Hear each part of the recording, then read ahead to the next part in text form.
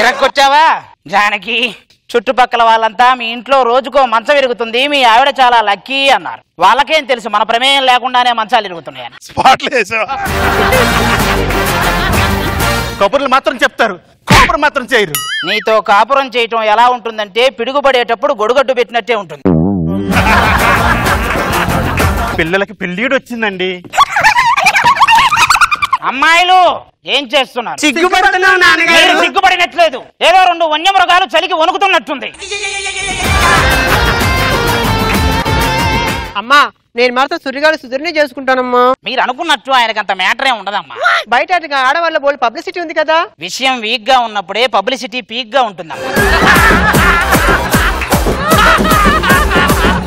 ఒక వారం రోజులు కంపెనీకి సెలవు తీసుకొని అందరం ఎంచక్క ఊటీ వెళ్దామండి. అలాంటివి ఏం వద్దు జానకి. ఇప్పుడు ఏమండి మీరు లేకపోతే కంపెనీకి ఏమైనా నష్టం జరుగుతుందా? నేను లేకపోయినా కంపెనీకి నష్టం లేదని తెలిసిపోతుంది. బాబు అమ్మ ఎక్కడుంటుందో తెలియదు, ఎప్పుడు వస్తుందో తెలియదు, కనీసం ఎక్కడుంటుందో తెలియదు. నువ్వు అసలు స్కూల్కి ఎందుకు రావో కూడా తెలియదు. కోపంగా ఉంటుంది నాన్న, చాలా కోపంగా ఉంటుంది. నేను ఇప్పటికీ తినేటప్పుడు ఒక ముద్ద తీసి అమ్మకి పేరు మీద పెడుతున్నాను. అందుకే నా రాత్రులు నీ గదిలో నుంచి ఎలక చచ్చిన వాసన వస్తుంది.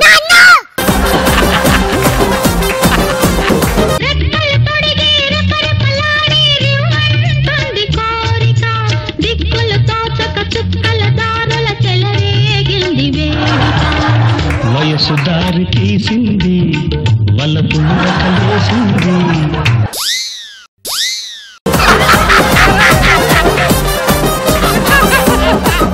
నా కొడుకు పొరిట్లా చనిపోయాడు. చెప్పారు రాదా? ఒక్కసారి నీ రంగు నా రంగు కలవకపోయినా ఈ పాల పొంగును చూడు. ఒక్కసారి అమ్మాని పిలువ. నాన్న ఆ పిలుపు కోసం నేనే కాదు బాబు, ఇంకా చాలా మంది ఎదురు చూస్తున్నారు.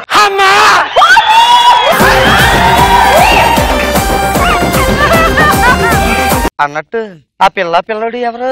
ఆ పిల్లోడు ఏంటి అమ్మా? పెద్ద మనుషులు అంటే 1980s లో పిల్లలే కదా అని సమయస్ఫూర్తితో ఒకటి వేసాను. మీకు కావాల్సిన బిస్కెట్ వచ్చేయండి. గుడివాడలోని మంత్రి గారు ప్రోగ్రాంకి హాజరయ్యి అక్కడ కార్యక్రమంలో రిబ్బన్ కట్టింగ్ అంటే నాకు సిగ్గేసేస్తా. చదువమ్మా. రిబ్బన్ కత్తిరించబోయి పొరపాటు రిబ్బన్ కట్ అయిపోయి పొరపాటున ఏలు కట్ అయిందని చదువు. ఏలు కత్తిరించుకున్నారా? ఏలు కత్తిరించుకున్నారంటే అంతే. సాటిస్ఫై అవ్వలేదు.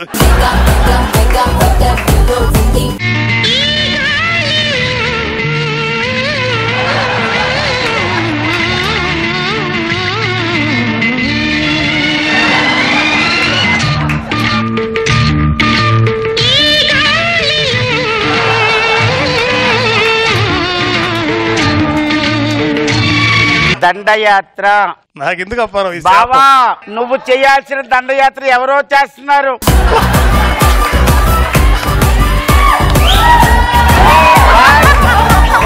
ఇక చెప్పాలంటే ఈ రోజు ఒక జూనియర్ వాణిశ్రీ లాగా ముస్తాబు చేసిందంటే మీలో ఎవరైనా చెప్పండి, ఎవరు ఇలా తయారు చేశారు? బావా